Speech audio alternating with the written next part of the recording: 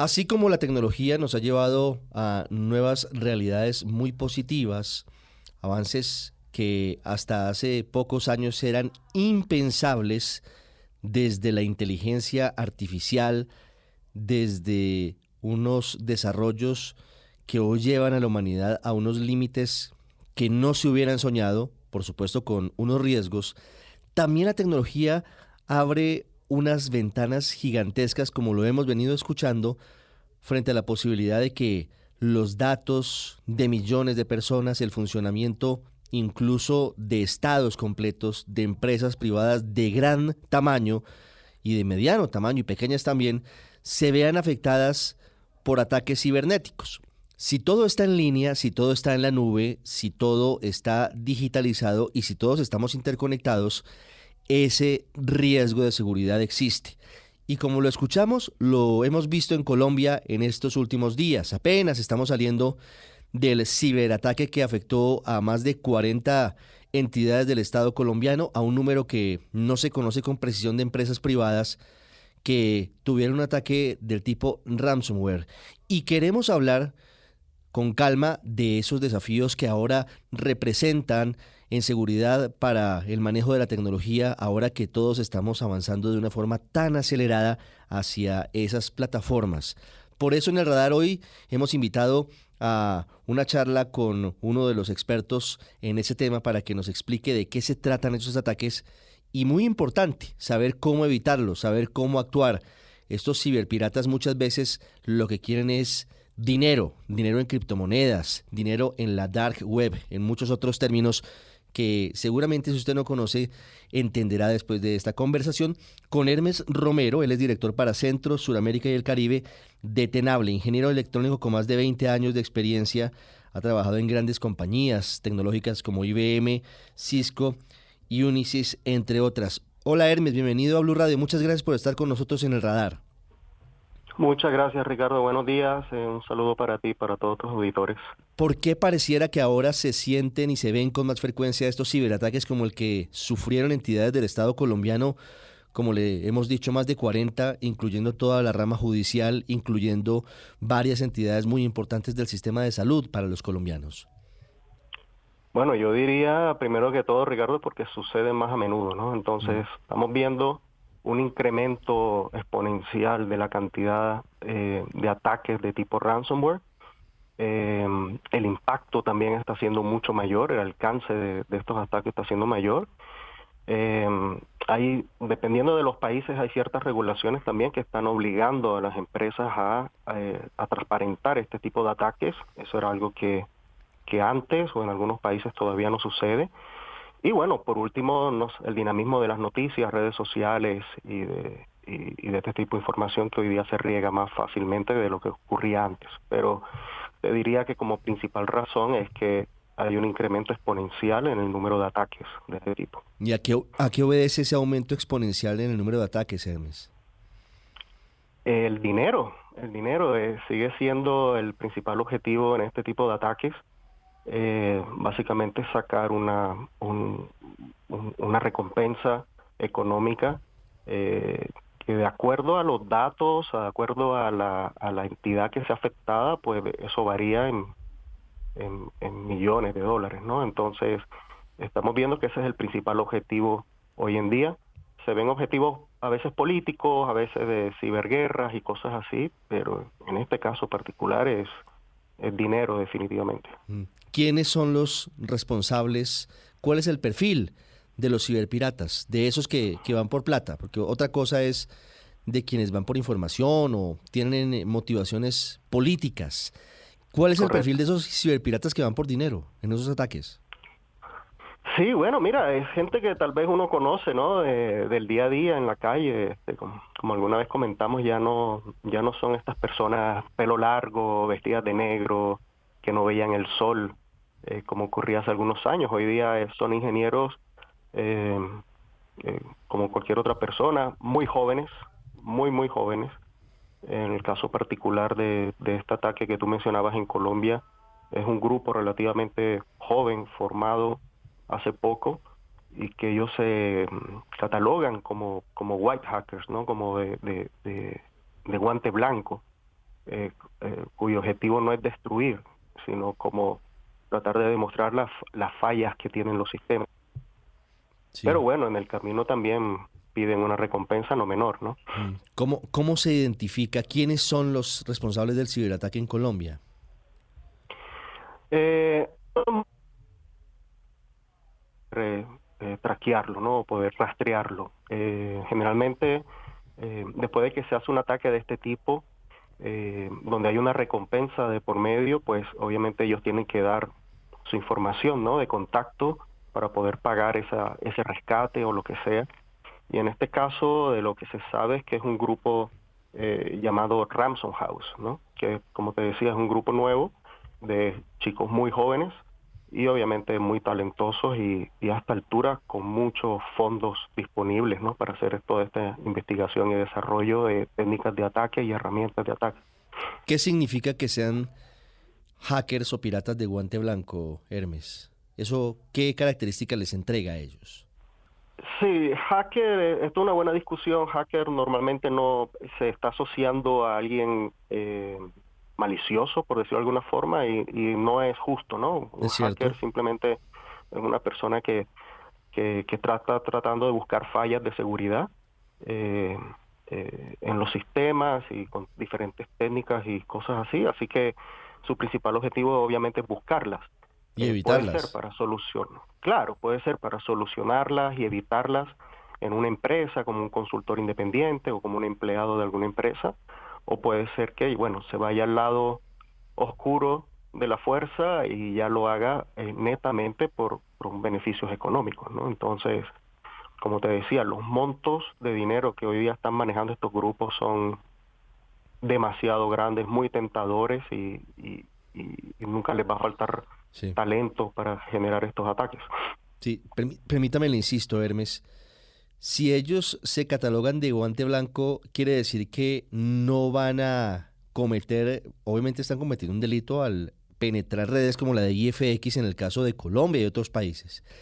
Pero quiere decir que no estarían dispuestos a vender esa información, esa data a otras personas que pudieran causar más daños o por qué se identifican de esa manera. Discúlpeme, le insisto que no me queda claro. Sí, fíjate que en este caso particular, Ricardo, Mm, si uno lee sobre este grupo y históricamente en la mayoría de los ataques, ellos cobraban una recompensa para no publicar la información. Entonces, ellos se robaban la información, le demostraban a la víctima cómo habían entrado, cuál había sido el método de ataque, y les decían, ok, por haberte hecho este trabajo, por demostrarte que tienes estas fallas, yo te pido que me pagues tanto o si no voy a publicar la información. Pero no era destructivo generalmente, ¿no? No cifraba la información como fue en el caso de Colombia. Entonces, esto demuestra que estos grupos, que si bien pueden tener este objetivo, pueden cambiar en el tiempo y pueden utilizar herramientas como el Mario Locker, que fue el que utilizaron acá, y que ellos sí están cifrando la información y están siendo destructivos. Entonces, a eso se referían con que fueran de guante blanco, que estaban tratando de mostrar la falla y la información que se podían robar, pero de paso pedir una recompensa, y estoy de acuerdo contigo, esto sigue siendo criminal, ¿no? mm. Nadie los encargó, nadie los contrató para hacer esto. Hermes, ¿qué pasó con la información durante estos días?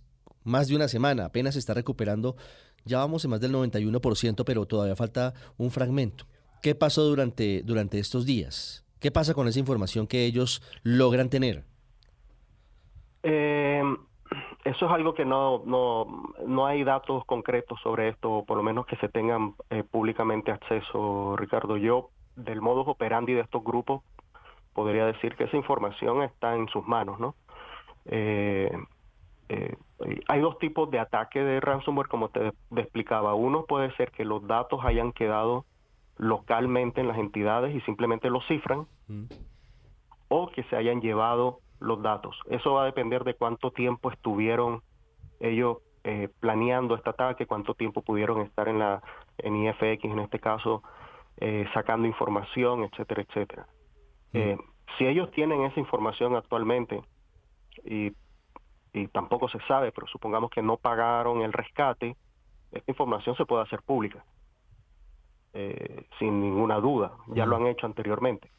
Si la información quedó localmente y se decide no pagar, pues simplemente esa información se pierde y va a tener que restaurarse de los respaldos que haya podido tener cada entidad o IFX como tal. Pero no se sabe realmente de forma pública qué Sí. está pasando con esa información. Frente a lo último que sabemos en Colombia, Hermes, es que se ha recuperado el 91% de esa información, que el ataque fue a una red privada, a IFX Networks, que fue contratada por varias entidades del Estado colombiano. El hecho de que se haya recuperado el 91% de la información, ¿quiere decir que se pagó? ¿Se les pagó a los ciberatacantes o es posible recuperarla sin necesidad de hacer ese pago? Es posible recuperarla sin hacer el pago. O sea, si estaban los respaldos de esa información de manera correcta, protegidos y todo, es posible recuperar la información sin tener que pagar.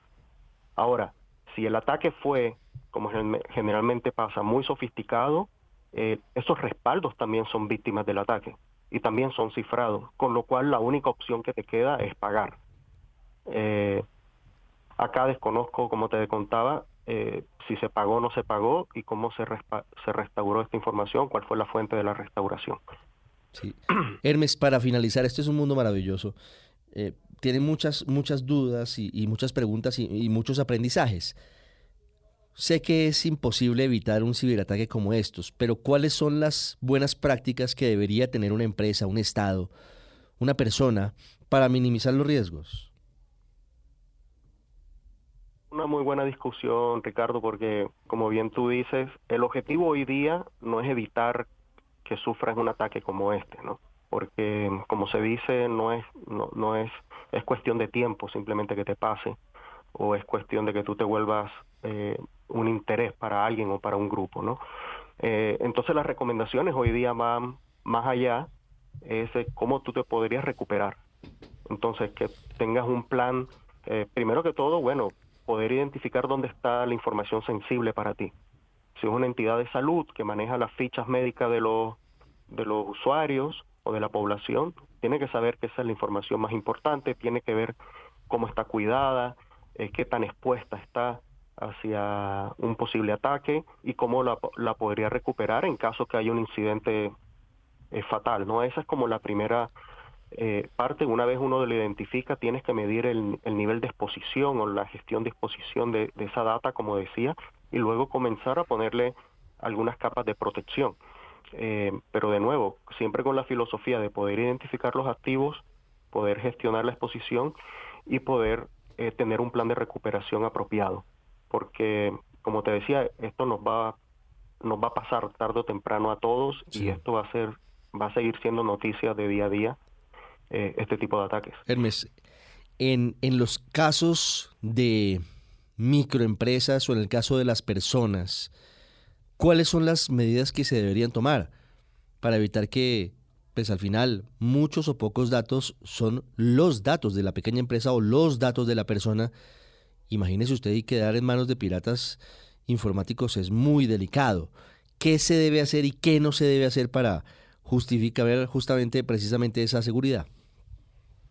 Yo te diría que para estas microempresas y generalmente en las empresas, y esto yo creo que aplicaría gran parte en lo que está pasando hoy día, cuando tú contratas a un tercero para que te provea servicios de comunicación o de hosting o de respaldo, como en el caso de IFX, tú estás externalizando un trabajo, no estás externalizando la responsabilidad. ¿Qué quiero decir con esto? Que sigue siendo responsabilidad de las microempresas, de las entidades, velar por la seguridad que está implementando este tercero que te provea el servicio, ¿no? Entonces, como primera recomendación es, aprendiendo de este caso, es revisar con tu proveedor cuáles son las medidas de seguridad que te están ofreciendo, qué están haciendo con la información que te están manejando, cuál es el plan de recuperación, cuál es el plan de respaldo, etcétera, etcétera. ¿Ok? Sí, Luego, como parte nuestra, bueno, tener identificado, como te decía, cuál es la información crítica para nuestro negocio, cómo la estoy cuidando, si tengo, por ejemplo, un antivirus, si tengo un firewall, si tengo herramientas de seguridad, que hay muchas hoy día en el mercado, y que me permitan proteger esa información. Y por último, y no menos importante, educar a mis empleados.